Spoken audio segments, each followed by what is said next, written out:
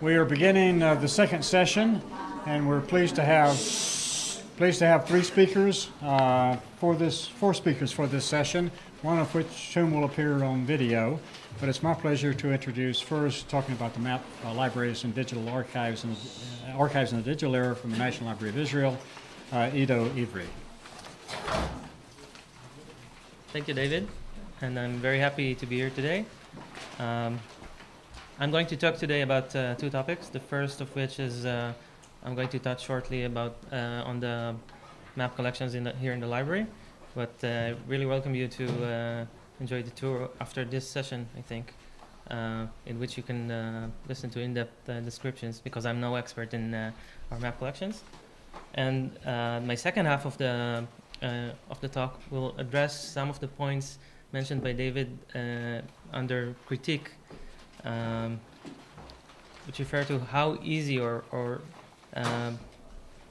how technical do you have to be in order to provide access to map collections. And this is in the context of digital libraries, because here in the library we're just enablers of research. We're not engaged in research itself, and we have to create ways for scientists, for researchers, for scholars to put their research data on a map sometimes, or use ancient maps or historic maps to provide access to their research. And I want to show you how easy it can be, and hopefully some of the participants here will be able to take these ideas and work with them later. So this is it. So the library, Milk has already made this slide a little bit redundant, but we house about 5 million titles in the library, not only maps, but also archives, books, newspapers, photographs, archives, I mentioned that. Very extensive collections that have to do with the land of Israel, the Jewish people, and of course the countries around us, and a large collection in the general humanities, which Milky is the curator of. Our digital collections, these are numbers that we project that we will digitize by 2016, I think, yeah. And we hope to achieve about 50,000 books. We already have about 10% of that. About 2 million pages of newspapers in Hebrew and various other languages, English, Yiddish, French, etc., etc. About 250,000 photographs. This is actually not a very accurate figure. We estimate that this is the minimum. We might be able to digitize about 2 million or provide access to 2.5 million digital photographs in the next 2-3 years. We also have, as Mika mentioned, a very extensive collection of 50 years? 5 years. 3 years or 5 years. Sorry. And also we have, we're going to digitize tens of thousands of manuscripts, about 150,000 ephemera items, archival documents, and of course historic maps. And I will focus on that. So our map collection, the Around cartographic collection, includes about 7,500 maps, rare maps of Israel and the land of Israel and Jerusalem. The core collection, it not only contains maps, but also travel guides, travel books, research into the land of geographic research into the land of Israel, and many more items and formats. And the core collection has been digitized.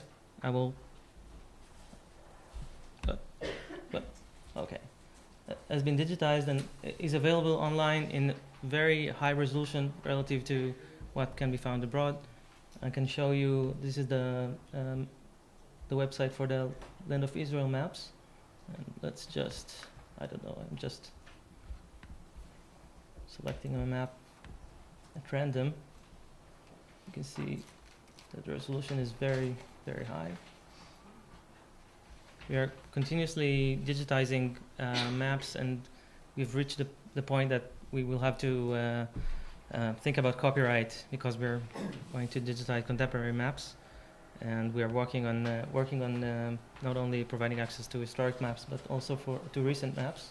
And these are just two examples of beautiful maps that I've chosen.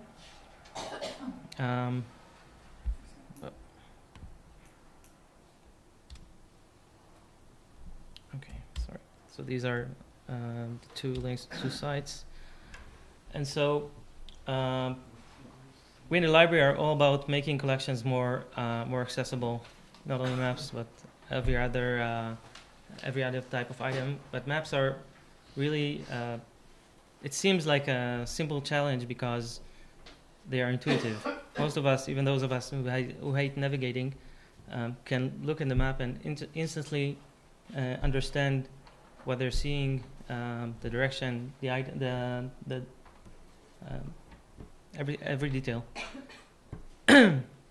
And recent advances in technology, some of which David mentioned, have enabled researchers and even librarians to integrate a lot of metadata, not only places but also trends and even texts and photographs into maps. And these mashups of information are creating new ways of thinking about historical data.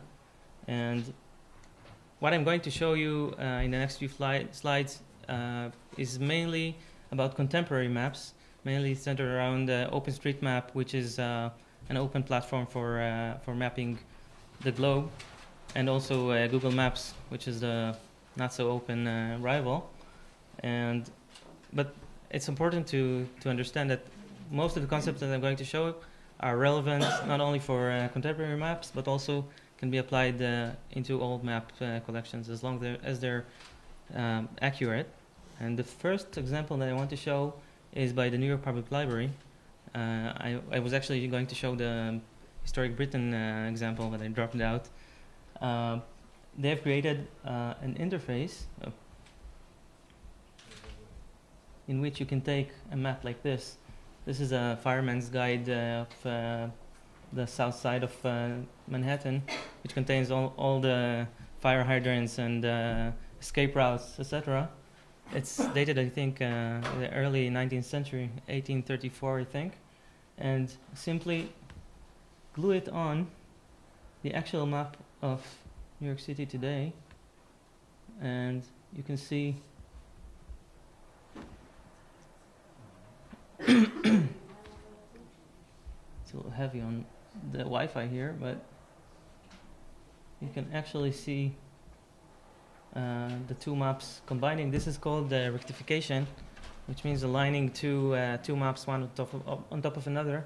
And if the maps are accurate enough, you can really see the history coming alive on the real map.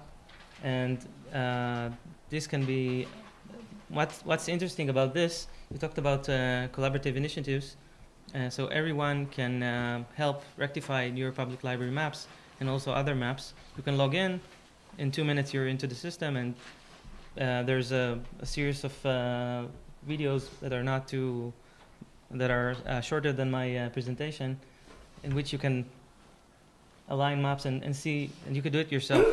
So this is one thing that I wanted to show you today.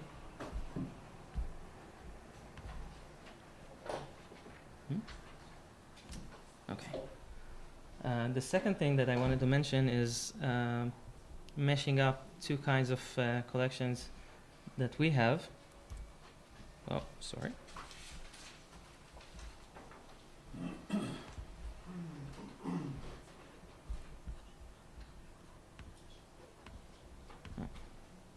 So really, libraries are also trying to engage audiences and create new things for people to look at and to learn from. So this is a nice application called Sepia Town. There are 2-3 others that are available, in which you can contribute old photographs that are out of copyright and simply put them on a map, but even glue them to the actual view of the street. You can see this is the same building, I chose it definitely at random. There are about, I think, 200 or 250,000 photographs that can be viewed in this way, and it really makes you understand or appreciate what ancient photography is all about. We in the library have used a collection of photographs in Tel Aviv, which for some reason I couldn't bring up today, to map ancient sites or old sites, old photos from the 1930s in Tel Aviv to today's sites. And I may include a link to the live service in the presentation that I'm going to give you later. So this is something that I wanted to show you. And so the focus here is not the map, it's the combination of items. But you can think about integrating not only maps, but also books and archives, and links between books and publishers. And there are a few projects around the globe that are doing that, one of which is the Stanford Humanities, how do you call it? Sorry. Mapping the Republic of Letters, which you can see on a map the links between authors and the way that they influence each other. So these are the kind of things that technology now enables us.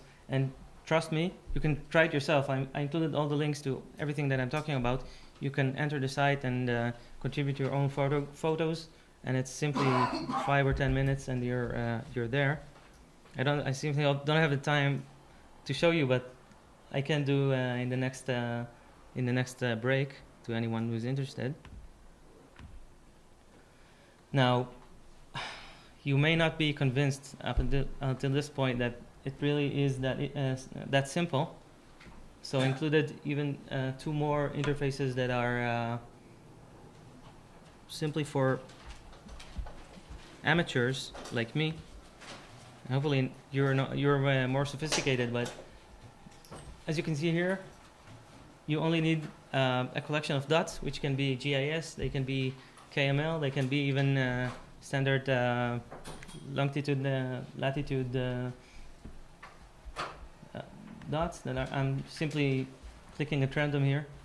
You see, simply coordinates, and this nice interface in 5 minutes lets you simply put everything here on a map and provide as much information as you may have. I recently, okay, I'll skip that. And this, I mean, when we in the library talk about library collections, we usually talk about iterative processes and designing and everything, but actually all we need is a simple map interface. And this map, which is not so impressive, can also be replaced by any historic map. So you only have to think about you only have to be a little bit creative. And this map can be shared and mashed up and in virtually every website. The other example, which I suddenly don't see here, lets you even run a server of maps. You can add a map, and right now, of course, they have only contemporary maps, but you can choose whatever you like. And I've talked to these people, actually asked them whether it's possible to add historic maps, and they said, sure, just send us a map and we can work with it. And I'm just simply clicking a map and publishing it, and when this map is online, I can run it via several interfaces and just drop coordinates on the map and bring my collection, my personal collection of coordinates or data alive. So these are just 3 examples. Mine are not so academic, but I'm trying to appeal to the novice side of the audience I think that much can be done with historical maps, and we in the library are thinking about doing a project with Google to incorporate our travel literature to the land of Israel. How do you say? مسارات no. Travel literature to, yeah. So trying to mesh our maps, travel literature, and atlases into a service that will be online for people to really reimagine the ancient immigrants to Israel. And so I just wanted to leave you with one more thing, which is I think is the ultimate challenge for libraries. And it is the physical aspect, which is sometimes. Oh, sorry, I forget that I pre-prepared everything. So this is a model of Venice in an interactive map, and I think the sound is not important. You just have to see what they did. It's an interactive table, and they have many kinds of repositories about Venice on the map, and they simply use the thingy there to zoom in and zoom out and see relevant information. This is, I think, for libraries that are trying to really engage the audiences also in the building and not only online. This remains a challenge that I think will be, well, I hope we'll be able to overcome it in the near future. So thank you very much.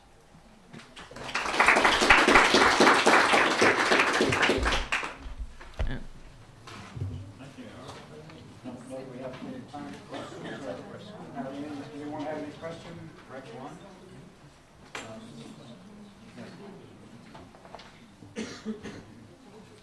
Oh, yeah. Maybe I missed it, but are you also digitizing correspondences, or is it only perhaps in the framework of archives? Of archives, yes. We're digitizing correspondence between authors, and yes, I didn't talk about it because it was not the center of my lecture, but we are going to digitize a few archives of famous Israeli and Hebrew writers from the Gnazim archive over the next 3 or 4 years, or 50. Okay, so when you digitize that, in the metadata, do you have geographical? No. Unfortunately, no. We are waiting for researchers to add this data. Maybe I just want to offer another question. You talked about adding contemporary maps, and there's the copyright issue. Sure. And maybe either you or someone from the Survey of Israel would like to say, maybe Yochanan Gavish, about is this Survey of Israel, what is its view about offering its topographic maps? Not the data, the maps online. Well, all the geographic information is online in a site, and it's possible to add. Anybody can add maps, information, points, dots, or other information, vector or raster information to it, and you can decide if you want to share it or just for yourself. And it's developing more and more.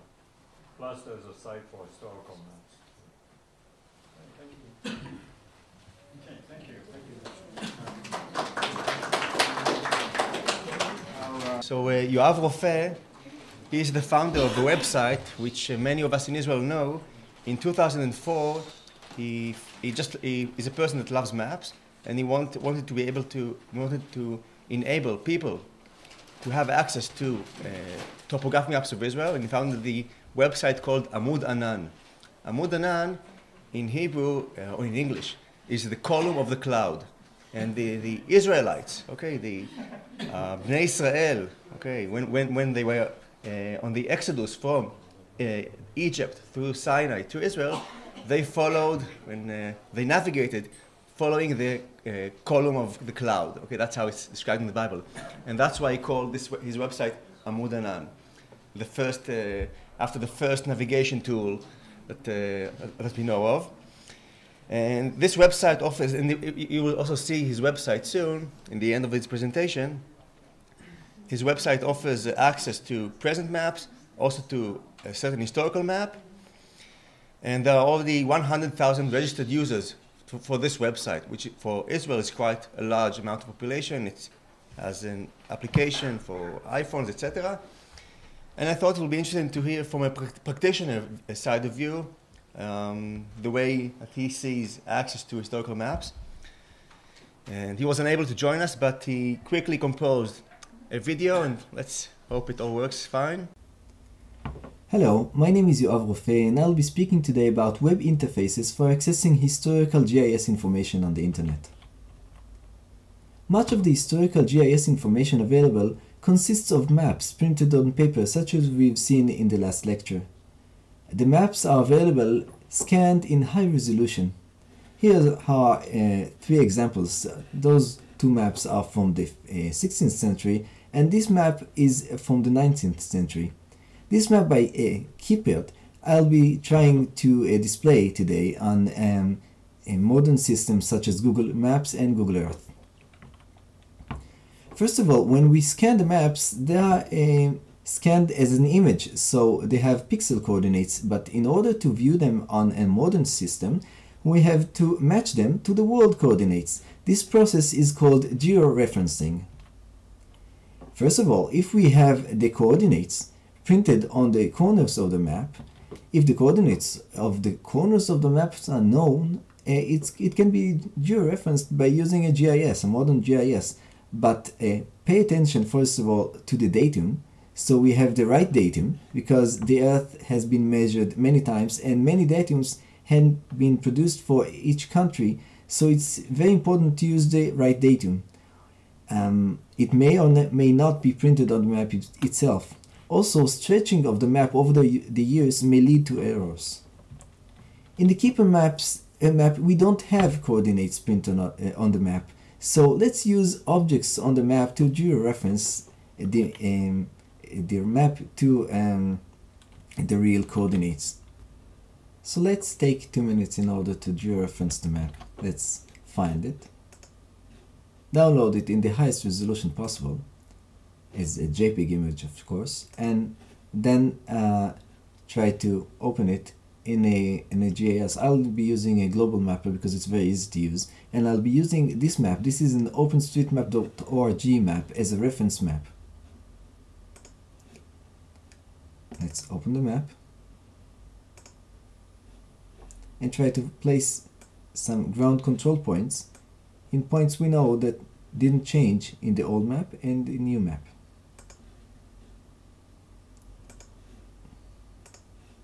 That's one.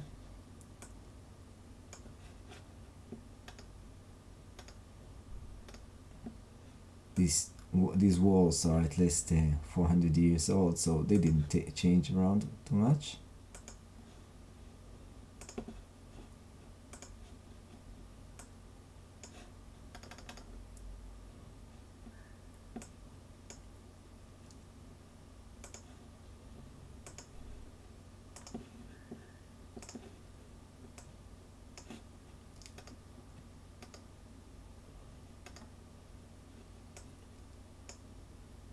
This part of the wall is a little tricky.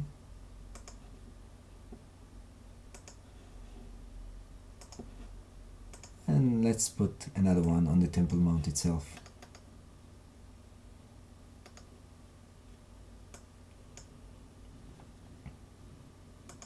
That's approximate.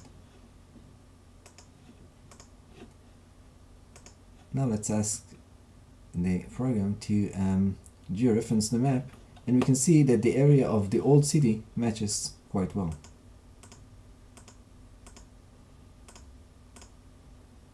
Let's now export it. We can export it to use by Google Earth as a KML or KMZ. KMZ is actually compressed KML together with the image, so it's best to use it. So let's see our work now on Google Earth. Let's see, let's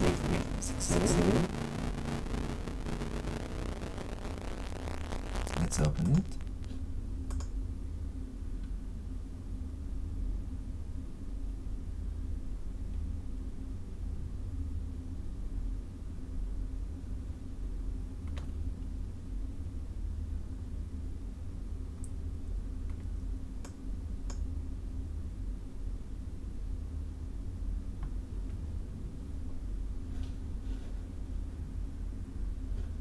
Here's our map, and we can see that the area of the old city quite fits.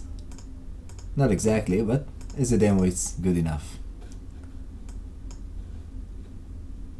Now how do we store it, and how do we retrieve it and see it on our computer and through the web? How do we transfer it through the web? So if you want to store it, you can either do it for Google Earth. You can use the KMZ, which is an image and a KML file together, and the KML just says where exactly you should put the KMZ, the image. But if we want to use a GIS, we use an image and a small word file, a small text file that just tells the GIS system where to put this map on the world and how large is each pixel. We can use more sophisticated file formats such as Mr. SID, which is multi-resolution seamless image database. That's the same file format that we have seen that the library uses in order to save the images of Jerusalem in images of maps of Jerusalem in a good resolution. You can put also a coordinate data inside, and since it's multi-resolution, you can very easily access different resolutions without storing too much data. You don't have to store the same data again and again. ECW is actually something like that, but very similar to Mr. SID. But how do we transfer large images through the internet? Well, we divide the world to many tiles. This is the first tile. Let's use the Mercator projection. So we have a square Earth, and at zoom 0 it's only one tile, usually 256 by 256 pixels, sometimes twice this resolution. At zoom 1 we divide each tile to 4 tiles, so we have 4 tiles. And at zoom 2 we divide each one of that tiles to another 4 tiles, so we have 16 tiles, and so on and so on. Of course, some of the data is stored twice, but this way it's very easy to serve raster maps through the internet, and that's the most common way of doing it. Now let's look at a few JavaScript libraries that are commonly used in order to serve maps, historical or modern, mapped through the internet. Google Maps API is maybe the most common. It's very simple to use. It's not open source, but they have good maps and very good modern maps and very good satellite imagery that you can lay your maps all over it. If you use the tiles I talked about before, these tiles, it's very easy to overlay maps on Google Maps API. OpenLayers is an open source alternative. You can use many types of projections, but you don't have to use the Mercator and the tile system I talked about, but it's harder to use. Leaflet.js is quite new, and it's a very easy to use alternative to Google Maps. Many times it's easier to use the Leaflet.js. It's open source and so on. And Google Earth API, it requires the user to to install a plugin, but you can see maps in 3D, and it's kind of nice. Let's see some sources for historical maps on the internet. There's the David Ramsey collection, which contains something like 36,000 different maps. That you can view the maps either in their own Luna browser, or you can use Google Earth, Google Maps, and so on. Here is a demo of their own browser, which is of course style based, and here is a demo of their Google Maps API site, where you can see this time a certain map of Palestine from 1861 overlaid on the Google Maps, and you see it's georeferenced very well. Some other sites are this site, which is a French site that shows you interesting maps, such as a Carte de Cassini, which is one of the first nationwide topographical maps ever produced. Another site is other interesting site is Vision of Britain Through Time, which is the public site for viewing the Great Britain Historical Geographic Information System.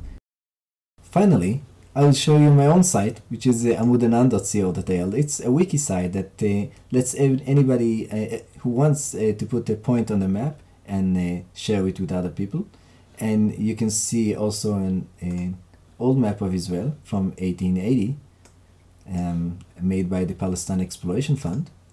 And you can view this on a Google Maps API as well as on Google Earth.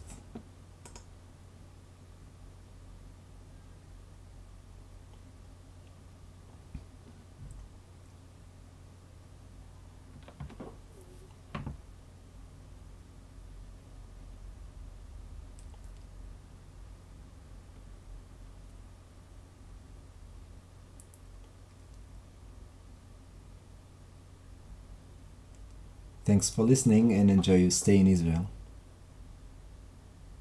Let's just thank Yoav. In his absence. Okay. Noam, what program do you use to georeference? The software he used to georeference is called Global Mapper. It is a software that costs several $100, I think. And it is very useful for handling very large data sets. Very easy to access them, much more than in a regular GIS.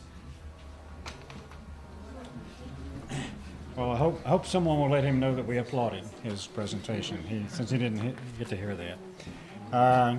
Once again, we'd like to welcome Ian Gregory. Ian and I have known each other since around 2000, I think, and I have learned much from him and have count him as one of my best friends in the profession, and so it's a pleasure for me to be able to introduce him. Thank you, David. Okay, so I've kind of changed the emphasis of this talk a little bit, because I thought one of the key points I wanted to make was about the relationship between GIS, or historical GIS on the one hand, and digital humanities on the other. GIS and historical GIS, as I probably said earlier, came out very much from a social sciences approach. A lot of the early historical GIS projects were concerned with quantitative data like censuses. The big national historical GISs are generally based around census data, or they used cartographic sources of the sort we've just seen a good example. So they're the two main types of information that have traditionally gone into historical GISs. Digital humanities, on the other hand, has developed out of particularly literary studies and linguistics, and it's been centered around textual sources. And in Britain, we've been lucky to have a number of very good centers for digital humanities, like the what was the Centre for Computing and the Humanities at King's, now the Department of Digital Humanities, what was the Arts and Humanities Data Service, and then the centres at Sheffield, Glasgow, and at Lancaster as well. Now, they've all been based around, effectively, how we use textual sources, largely, within a computer, and what we can do with them from a humanities perspective. So there's this gulf between historical GIS on the one hand, quantitative and social sciencey, and digital humanities on the other, much more qualitative, much more text-based.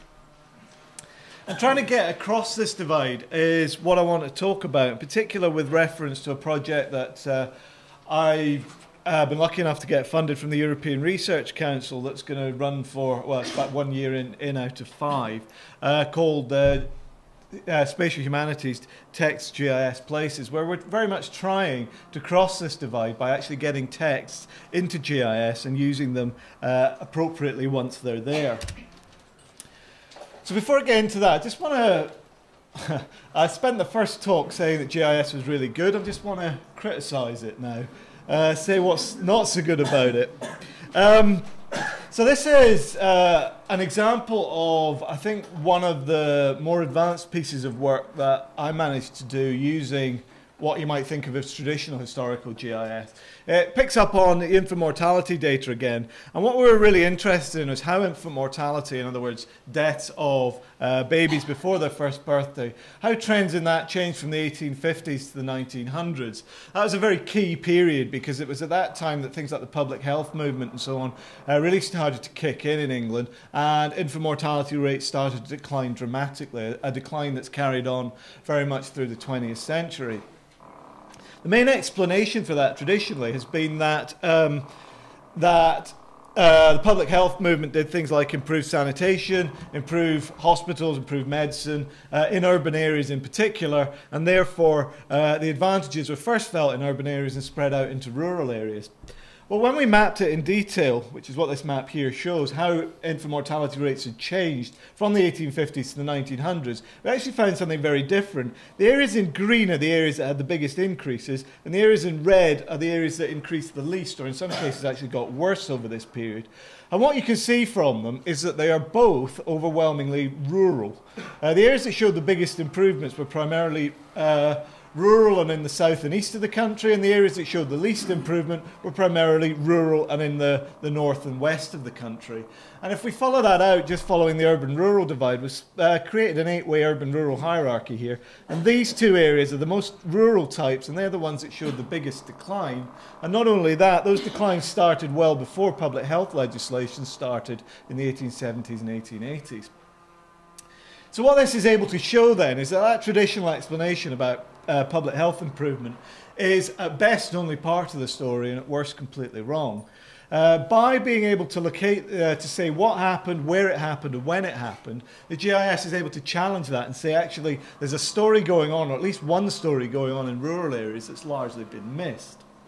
What the GIS isn't able to do is explain what's actually going on in those rural areas. It's very good as a descriptive tool, but it's not good as an explanatory tool. And the reason for that is not actually the problem with the GIS, it's a problem with the underlying data. Because it's quantitative data, it's very abstracted from the conditions within which, for example, those babies were born and either lived or died. It doesn't tell us very much about the conditions in which those births occurred and in which they lived and died. So if we're really going to develop GIS from this, from a descriptive tool, we need, I think, to be able to incorporate textual data as well, not instead, but as well as the more traditional quantitative and cartographic sources. So we're quite early in the process of doing it, but I want to give some ideas of how we can go about doing this. This draws on the so-called HISPOC collection of printed material that accompanied the Census and Registry General's reports from 1801 to 1937. There's about 13 million words of that material. We're only interested in a mere 2 million words on England and Wales from the Registry General. But nevertheless, 2 million words is an awful lot to read, and I have no intention of doing it. So I want to work my way around that and explore the geography within those words and the geography and the themes within those words without actually having to read it. Fortunately, that collection's been what we call georeferenced by Claire Grover and her group at the University of Edinburgh. All this means, this isn't actually the HISPOC collection, this is something else, but it just shows an example. All that means is, what they do is, first of all, you identify place names in something called XML, or use XML to identify, to show where place names are. So Greta Bridge, Keswick is a place name, Prospect Bridge is a place name, Portinscale is a place name, and they're enclosed in what we call these tags, which Claire Grover's group develop ways of doing that automatically. Then you can pull those place names out, link them to what's called a gazetteer. The gazetteer gives X and Y coordinates for the places, and from there you can then link the place names directly to X and Y coordinates, and from there turn them into maps like this very quickly. So this is place names mentioned in the Registrar General's reports just for the 1850s. There's about 8,000 of them. And these are two different ways of mapping them using dot maps. And what strikes you very quickly is that these maps don't help you very much, because there are just too many dots on the map for it to be particularly understandable. However, that's okay, because once we've managed to georeference the text, or at least the place names in the text is all we've done so far, we're into what in GIS terminology is point pattern analysis. And point pattern analysis is fairly well developed. So if we want to understand this better, we can use a technique called density smoothing, which tries to simplify out those point patterns by stressing where there are lots of points effectively and where there are very few points. So where there are lots of points on these maps are shaded in red, and where there are very few points are shaded in blue, and that gives a much clearer impression of what is going on. And from there we can use slightly more statistical measures like standard deviations to actually slightly more formally identify clusters within that. So you can see that we've got 5 main clusters of where place names are occurring within our 2 million words within the HISPOP collection. They are the northeast up here, the area around West Yorkshire area around Wakefield here, Liverpool and Manchester in South Lancashire here, an area running from about Oxford up to Bedford here, and the London area, number 5. Now that's kind of, well, that's like a lot of these maps. That's kind of interesting, but also it does more to pose questions than it does to answer those questions. 4 of those clusters are very much urban and industrial areas, but the 4th one, the Oxford to Bedfordshire one, isn't. It's quite a rural area, and that's maybe quite surprising. But beyond that, we might assume that this is because the Registrar General is paying more attention to urban areas because they are high death rates. However, that's very speculative at this stage, and we need to get into a bit more detail about what's actually being said about these places if we're going to try to confirm that. Thanks. So how do we go about doing that? Well, you can see that we've actually identified the individual place names that are mentioned within these clusters. And we can then do things like, if we've got extracted place names, we can either explore which place names occur the most often. So for instance, North Shields is the most commonly mentioned place name, 300 times within that collection, then London 294, and so on and so forth. That's one way of doing it, but that does tend to stress the big places almost by definition. Another way is using the density measures that we calculated on the previous map, and that gives a very different pattern. In fact, 57 of the most densely mentioned parts of Britain by the Registrar General were actually in London. We had to find this place Southwick, which is near Sunderland, before we find a dense place outside London. So it gives a different impression of places that are being mentioned a lot. This tends to stress the more urban areas. This tends to stress London more, because London's being talked about far more than other parts of the country. From there, though, we're not just interested in what place names are being talked about. What we're really interested in is what's being said about those places. How do we go about actually identifying what's being said? Well, here corpus linguistics, computational linguistics, discipline that actually studies text, can help a lot. So that place name Southwick was in the most densely mentioned part of the country outside London. So what's being said about Southwick? Well, this is just one example of a collocation around Southwick. All collocation means is what words are occurring around the word that I'm interested in. So I'm most interested in the word Southwick, and I've said that I'm interested in the sentence around it, and simply in Southwick and Monk Wearmouth, offensive nuisances abound. So it's associating Southwick with Monk Wearmouth and with offensive nuisances. It's quite a straightforward technique. It's really quite simple for a human being to understand. It's quite difficult computationally. You might speculate what does it mean by offensive nuisances. If you know that part of the world now, you might think it's people that have had too much to drink. In the past, that tended to be a kind of slang for, or a kind of a colloquial term for environmental pollution, particularly water pollution. So it seems probably associating, in this one example, associating Southwick with water pollution. Another example at Royton in Oldham, where the drainage was imperfect, typhoid fever was prevalent. So it's associating Oldham with imperfect drainage with typhoid fever. Quite simple, quite interesting, kind of thing a computer can handle very well. more complicated sentences, it does get a bit more difficult. So in the Liverpool workhouse in the Mount Pleasant sub-district of Liverpool, 100 or more deaths in the same period owing chiefly to an epidemic of measles among children of German immigrants. That's fine, so it's associating Liverpool, the workhouse, which is where poor people ended up to try and alleviate poverty. It's associating with that with epidemics of measles and the children of German immigrants. But it's also, because the sentence is quite a long one, then moving into typhoid, which is typhus, which is getting slightly further away from these German immigrants. So it's not perfect, but it does help you try to summarize what's being said quite quickly. One word of using these is what computational linguists call keyword in context. So this is a keyword in context about West Bromwich, place in the West Midlands, and what's being said about those. And by looking at it quite quickly, you can start to pick up an impression about what's being said about it, in particular in terms of, you can see there's quite a lot about mortality, but there's also a certain amount of it about industry, about water pollution and so on in there as well. We can go, we take those a little bit further and actually start to then identify what the most common words that crop up in our 5 main clusters are. And the results of doing this are actually slightly surprising. Because for those the three most northerly clusters, where you might speculate it's talking about diseases, it's actually not. It tends to be talking about things like weather-related things, particularly in the northeast and Wakefield. Words like fog, falls, which is used in terms of rainfall, rain, seen in terms of various meteorological phenomena, that kind of thing. It's they're much more concentrated about the weather in these areas than they are about disease. So the obvious conclusion from the map is actually slightly wrong.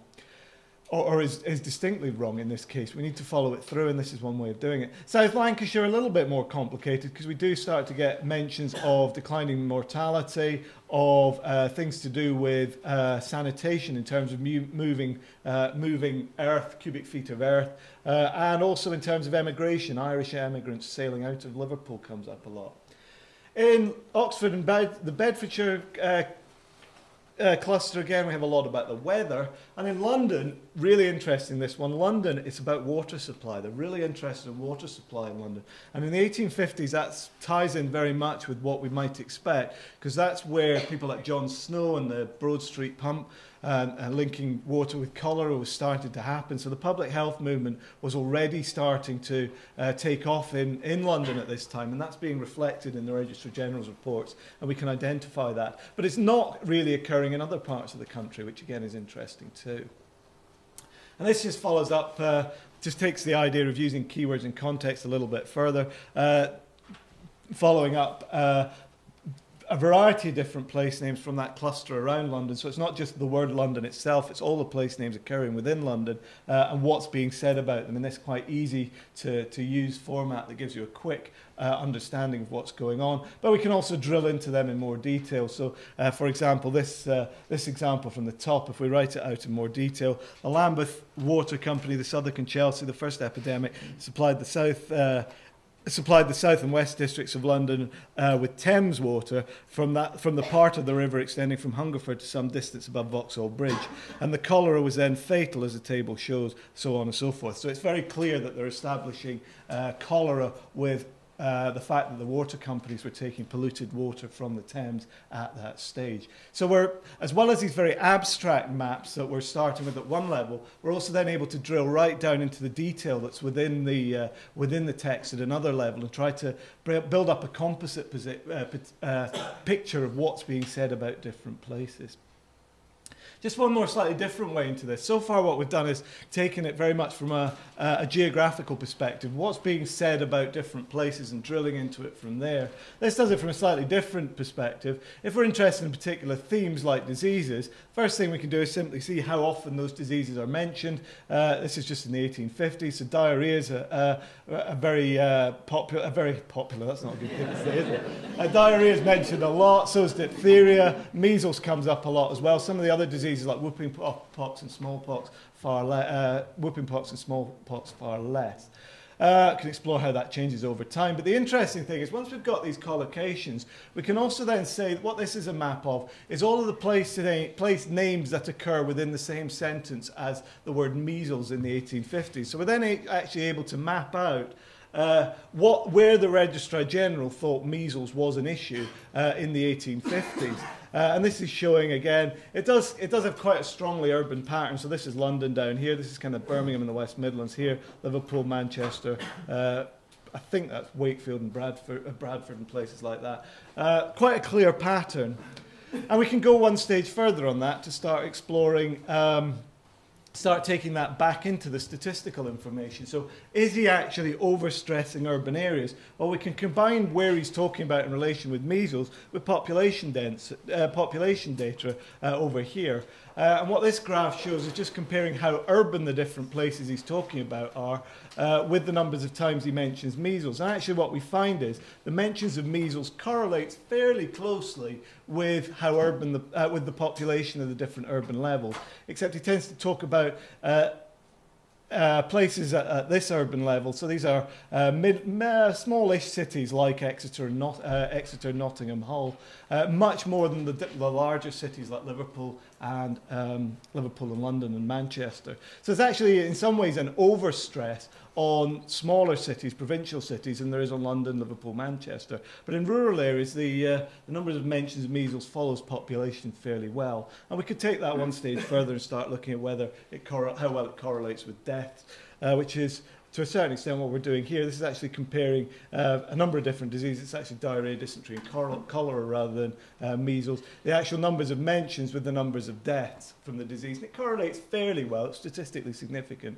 but it's not very close. And I'd like to drive that a bit further and ask, well, where's it over talking about it and where's it under talking about it in relation to the numbers of deaths? So to try and sum up that up, whiz through it fairly quickly, but what we've tried to do here is take GIS and also corpus linguistics techniques that are used more in the digital humanities to explore text, to bring them together in a way that allows us to approach a corpus either in a very geographical way that first of all asks, where is the corpus talking about, identifies the place names that it's talking about as the areas that the corpus is concentrating most about, and then follows that up by saying, well, what is it saying about those places? So that's one way. Or the second way is through a kind of theme of interest place, where you actually start with a theme that you're interested in mind. In this case, it was diseases. Find out what places are associated with that theme, and then dig into more detail about what it's saying in relation to this theme for the different places and how that's associated with other places, how that might be associated with other themes, and then potentially bring statistical evidence back in, quantitative evidence back in, so we can compare the kind of textual and qualitative and perceptive side of things with the more quantitative and objective side to get a much, I think, a much broader understanding, a much more in-depth understanding about various different types of historical sources. Thank you very much.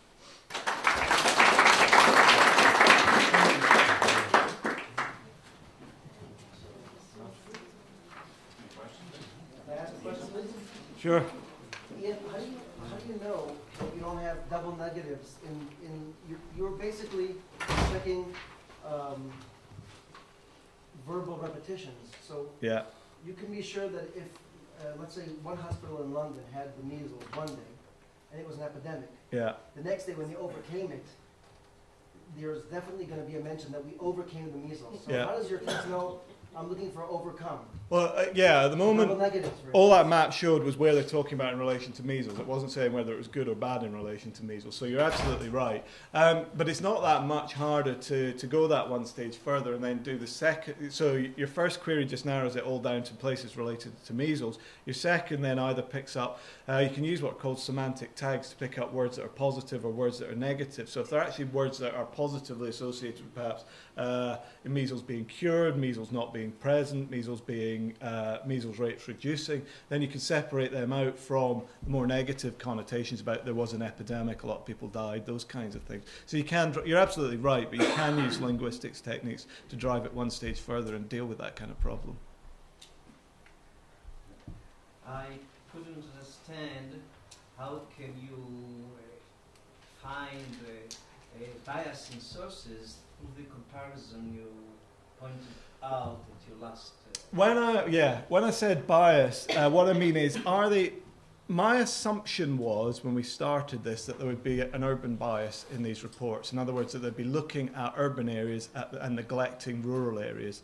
And from the work we've done so far, and there's a lot more to do on this, I don't think there is that bias, because what we're finding is that the number of mentions in relation to measles anyway, and some of the other diseases we've done, tends to follow both the population distribution and the death rates. And it's interesting to try and tease those apart. It's not as easy as it sounds.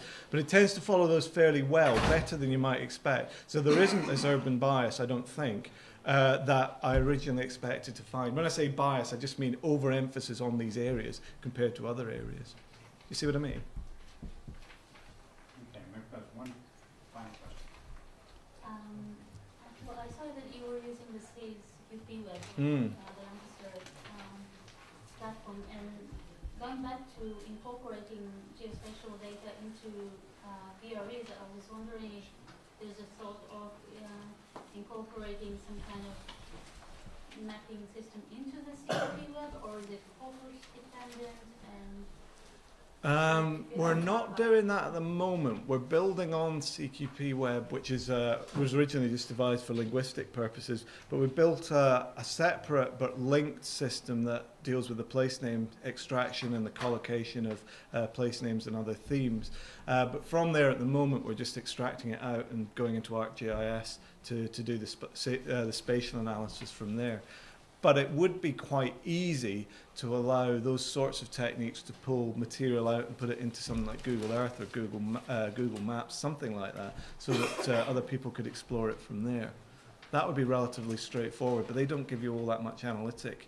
The problem with them is you'll get an awful lot of dots, and as soon as you've got an awful lot of dots, you get overwhelmed very quickly, which is why we need the more sophisticated analysis ArcGIS is giving us.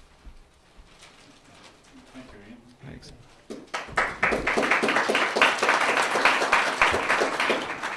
Our final presentation is by Owen Powell from University of Queensland, who will talk about the Queensland Historical Atlas.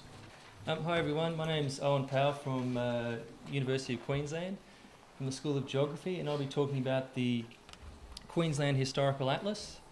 My relationship with the Atlas is as a sub-editor, and a few years ago when I finished my PhD, it was under the auspices of the Queensland Historical Atlas. The Atlas is a new online journal crossed over with a digital atlas. So it's a sort of combination of some of the techniques I guess we've been talking about, and illustrates the way in which there can be this greater public engagement through online formats like this online atlas. And it also has a role for landscape scholars to have a position in interpreting landscapes, so the public, whilst having free access to this historical information, there's an avenue for interpretation through landscape scholars through peer-reviewed journals. So, I'll start off with my overview, and some of you are probably aware, well, probably not so aware where Queensland is. So, like this giant cow from the Sunshine Coast, Queensland's big. That's the first section.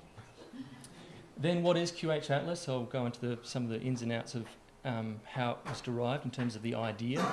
Atlases new and old, some of the old atlases of Queensland, and how this new digital format is a breakthrough, I suppose.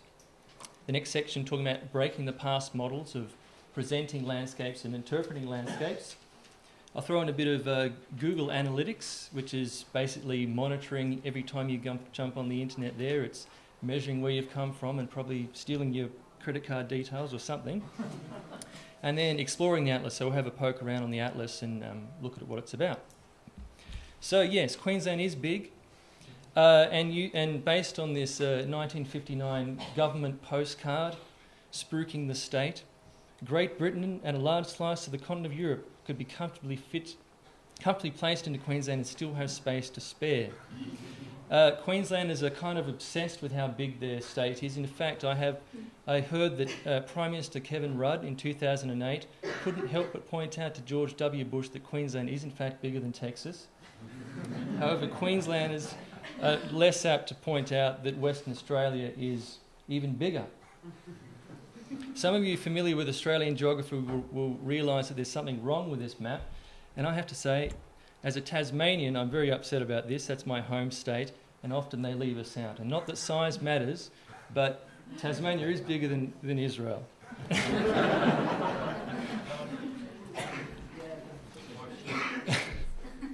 So, the Queensland Atlas is all about Queensland histories, cultures and landscapes. And it came about through a Australian Research Council linkage grant between UQ, or the University of Queensland and Queensland Museum. It's a registered online journal and digital atlas, providing access to 1,000+ maps and rare objects from the museum. It consists of 170 newly researched articles from 110 authors from all over the world. The principal, I guess, the approach of the atlas is to take maps as constructed documents. So throughout the essays, people are always questioning why the maps were made, by whom and for whom.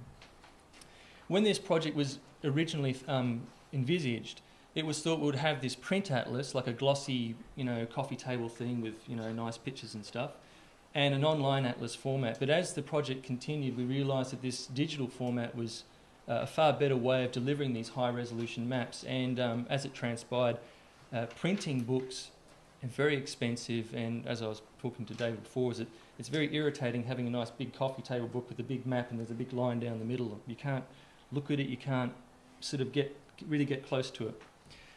The other difference with this journal is that it has a thematic approach versus a chronology. That's in its atlas approach. So it takes the landscape in a series of themes, which I'll go into later on, as opposed to just a general progression of time. And it's this novel approach to cultural history and historical geography, which is hopefully to reinvigorate the humanities and public engagement with the past. So Atlas is new and old. Queensland was created as a separate colony from New South Wales in 1859, and very quickly they decided they have to have their own atlas. They had to have their own map, because maps were a symbol of progress. And invariably at that time, as the government coffers were empty, is that you needed to sell land, and so all maps basically at that time were focused around basically flogging off the place. Eventually, when it was created as 14 plates of engraved copper, it was seen as this symbol of progress. This mapping tradition of progress or colonial mapping is something that really has infused the later maps of Queensland, which this is one that I picked out from. It's basically all about resources. It's promoting Queensland. You have the beef and cattle and sheep in the west, you have the coal mines, you have the sugar, and then all around the edges of this map you have the dead white explorers, the brave geography militant fellas who opened up the landscape and made it a land of plenty. But obviously with these kinds of mapping, strangely absent is any kind of notion of indigenous occupation or anyone else who might have been living there. So likewise with tourism promotion maps, later in the mid-50s, it's all about this, a land of pleasure and a land of plenty and fun and sun and this kind of stuff. And I'm sure Noam can attest that I'm sure it's all those things, but it's also a lot more. So we're trying to break from this kind of very conventional mapping approach, or at least presenting landscape in this way. Case in point, one of the more recent atlases produced in Queensland, I think it was the Queensland Resources Atlas, and it put Indigenous people somewhere between tourism and education, so they were kind of conveniently slotted in there. So we're trying to have this more open, nuanced approach to landscape. So in terms of breaking past models, the atlas is broken up into these sections and themes, and each theme will have, you submit your essay to this and write your essay according to a particular theme. Quintessential Queensland, distance, division, dreaming and development. And that pretty much tries to incorporate all the ways in which you might approach this landscape. It breaks from conventional format and structure through this thematic approach, and as I mentioned before, it's aimed at reinvigorating history, making it more accessible to people. It has an advantage over a print atlas in that it's continually updated. It's peer-reviewed, so it has a sort of authoritative element to it. But because a lot of the topics and themes are covered by individual authors, it has this kind of individuality about it. And obviously it has, as we've been talking about, an opportunity to examine maps and images in high resolution. So moving on to Google Analytics, who uses the Atlas. Since being launched in late 2010, there's been 132,073 visits. the average pages per visit is 2.04. People spend about 1.5 minutes, so maybe we'll try. It's not that bad, guys, trust me. A high bounce rate, but this is basically picking up anyone who is logging onto this thing through the internet. The internet is a big place, and so it obviously gets a lot of traffic, and sometimes you don't even know where a lot of these people are coming from. In fact, within the first week of the Atlas being run, we got a hit from India trying to hack the website. So, but that being said, we have a large number of return visitors. So, and to look at those spikes there, that actually comes straight after the massive floods you may have heard about last year, and where people were suddenly interested in learning about the history of floods. So those essays got a lot of hits. So in terms of whereabouts it's used, strangely enough, Australia comes first there in terms of the visitors. United States, Kingdom, all the English-speaking countries, and unfortunately Israel is right down 61, somewhere around Chile, and I'm sure probably the majority of those hits probably have come from this room or people within this room. And the other strange thing about this map is that where the places where we haven't got hits from, so sub-Saharan Africa, Greenland, the Spitsberg Islands and North Korea. So if you ever go to those countries, I'd be very appreciative if you could log on to the Atlas and have a bit of a browse to continue our global dominion of the world. So yes. So now we'll just have a little look around the Atlas. All right. So up the top there, you can see the different sections with the themes. It's also has an axis. You can look at it down this way too. Oop. So same sort of thematic approach. We can log on there and click. It has a searchable aspect. This thing basically goes through and changes every now and then, so you can see new maps. So you can click on that. But I'll just go on to the section on dreaming. I'll just show up one of my own papers. Tinnaburra, which is a big pastoral property in the middle of Western Queensland. We'll try and fit the zooming in there. Yep, it's going. Sorry, okay. You can't handle it. Too much history.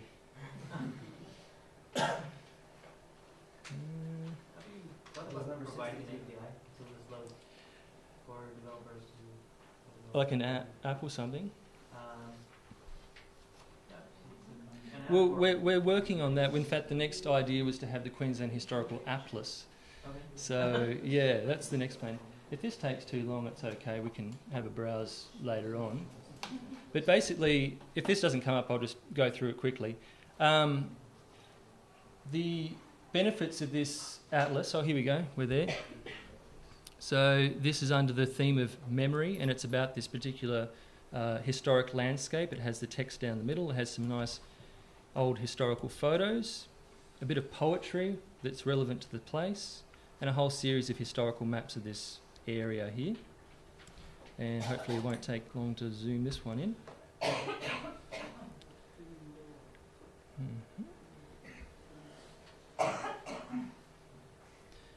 Yeah, and you can zoom in, but I'll just go to read more. So each of these maps is linked into Google Maps, so you can see that landscape and look at it where it is in reality, if we can ever get there through time.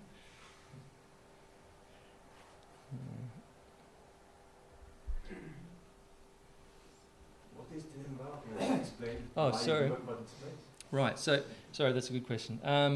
Tinnaburra is, the reason why I wrote that particular topic on Tinnaburra was that it's a landscape that's famous for pastoral history, but it's also one that has, in many ways, shows the connections between Indigenous history and European history. So while these maps invariably show the development of the landscape and the history of pastoralism or the history of industry, they also exclude Indigenous perspectives. And so this was so under this theme of memory, it talks about how you can, different ways of remembering this landscape. So we've got the map there. It shows us where it is in terms of where we are. So it's very slow. And we'll go, and you can zoomify it.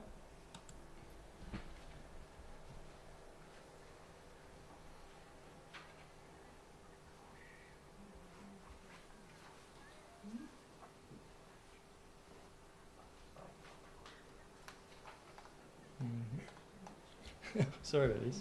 Is this a recognized journal? Yes, it's now a recognised journal, so it's peer reviewed. It accepts submissions. So yeah, if you ever get to Queensland and write something, you can have a go. And so on this map here, you can zoomify it, as you can see with the other ones. And it'll probably take ages to load up, but you get the general idea. You can explore that map. These are artesian bores, which I'll be talking about artesian water on later. So my final map that I'll show you is creating rural attractions. Are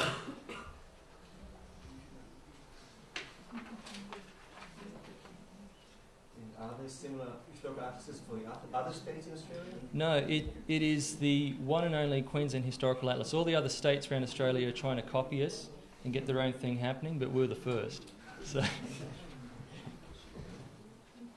So part of the limitations, I think, with GIS in terms of this project is that we made the decision not to commission any kind of new maps. So while GIS has these wonderful ways of collating or bringing in together information, it tends to make kind of not particularly exciting maps, I don't think. I think the kind of the flowering of cartography in these kinds of earlier times we have this more bland utilitarian kind of mapping. So we're always trying to aim for evocative old maps. So my final one here, creating rural attractions. This is a perfect one of showing the limitations of how you can't really recreate these maps. Where the big things are. Like America, Australia is blessed with big things. Giant cows, giant merinos. And this map, I don't think you could ever really recreate in a GIS format. You'd have to go poking around the archives to find it.